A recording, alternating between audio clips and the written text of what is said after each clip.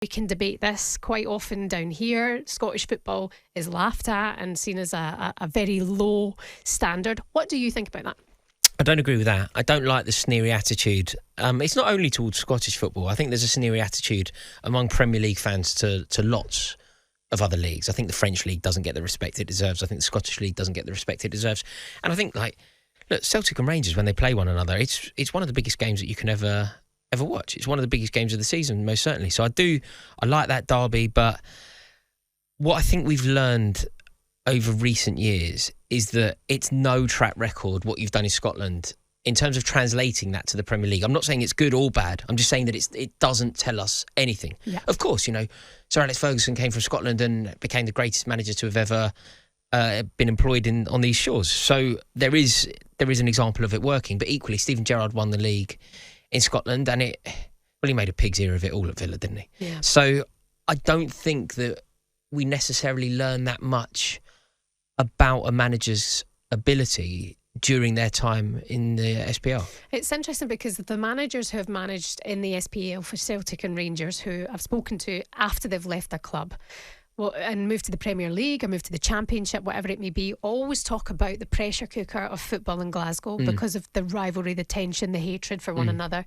and how you have one job to do, and that is win. Yeah. Ange Postecoglou, if he does get the job at Spurs, nobody's expecting him to win the league next season. They want top 6, top 4, a guaranteed place in the Champions League would be a successful season and possibly a trophy along the way. Yes. But in Scotland, Ange had one job. He came from Japan and then Australia national team before that. Nobody knew him over here. I'm a Celtic fan, never heard of the guy. I had questions over it. I was thinking, why are they doing this? Like, Celtic have had a hard year. They've given Rangers a new record. Steven Gerrard is the one causing the problems for Celtic.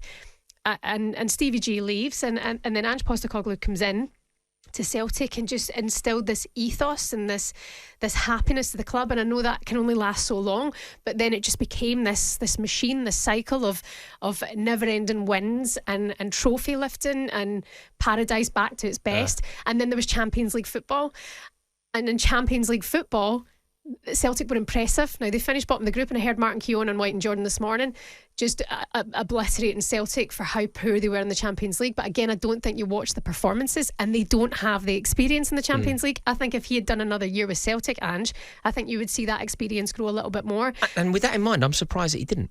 Same here. I'm surprised he didn't, because if you think about the Tottenham job and what you're offered, I just don't think that it's the prized asset. Look, I know working in the Premier League is obviously going to be quite alluring to a manager, but I also think going into Tottenham now, be very careful. Like, I think Sir Alex Ferguson said often, didn't he?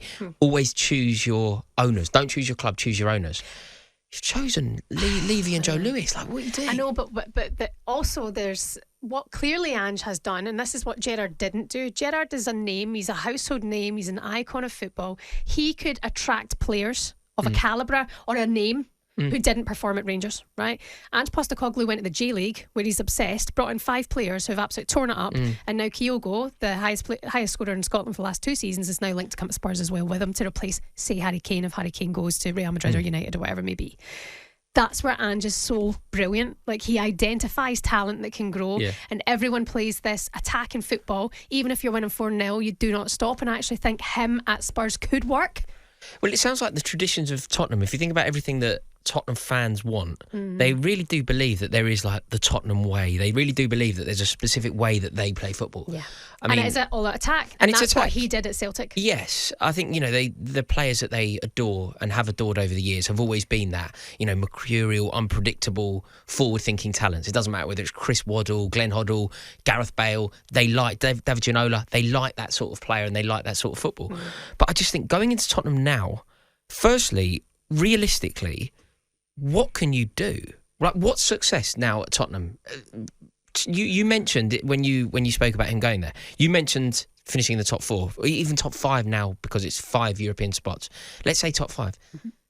They're a million miles off that. Even with managerial brilliance, they are a million miles off that. 5 to break into the top 5. They've got to finish above one of Liverpool, Manchester United, or Newcastle. Who out of losing Harry Kane is looking like that's going to happen. I think that they if you go through their squad, they need replenishment in virtually every position.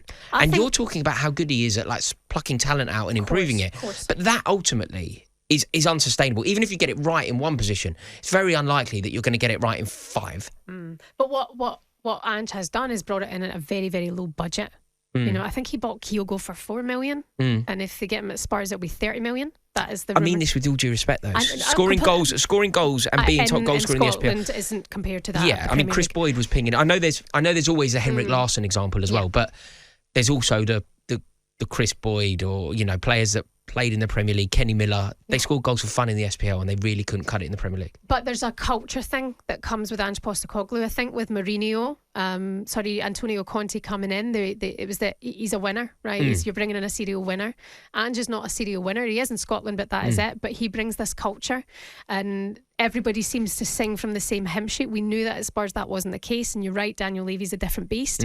But I think you could clip it up now. I think if he comes into Spurs in 6 months' time, I might be eating my shoe.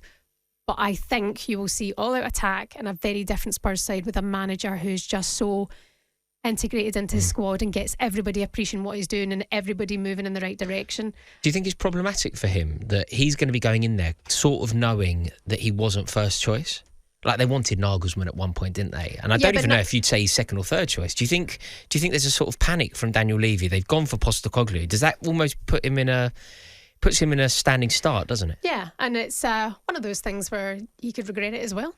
Absolutely. I mean, absolutely. You think he's what he's given up is the opportunity to lead Celtic in Europe. Like that's a privilege. I know. But also the opportunity to just start afresh with Spurs, where if they lose Harry Kane, they need to start afresh, right? So it could be the perfect. I think it could be perfect for them. I really, really do. I'm jealous. Do you want him to do well? Do you like him still, or do you feel betrayed? I think he's brilliant. But you don't feel betrayed? I think he's not fully committed right away. I think he's done it correctly, and I appreciate that. How do you turn down a job in the Premier League? You can't judge him for doing that, and I knew it was going to come calling any time soon. I'd have liked him to do another year with Celtic. I'd like to do him another Champions League campaign with Celtic, but also I think he's a good man. I think he's led by example, and he's never really put a foot wrong, and I think he deserves the opportunity to maybe just push his career one step further and also change the focus on the way we treat Scottish football management and players down here. I think he could change that, and that would be wonderful.